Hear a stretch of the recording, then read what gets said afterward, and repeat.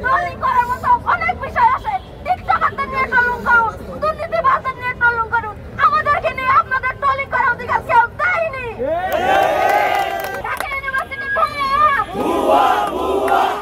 আপনারা দেখেছেন আমরা কালকে এই চক্ষু বিজ্ঞান নিটোরের যারা এবং আশেপাশের যে আমার আহত যোদ্ধা ভাইরা তাদেরকে নিয়ে আমরা এখানে প্রথম অবস্থান করছিলাম।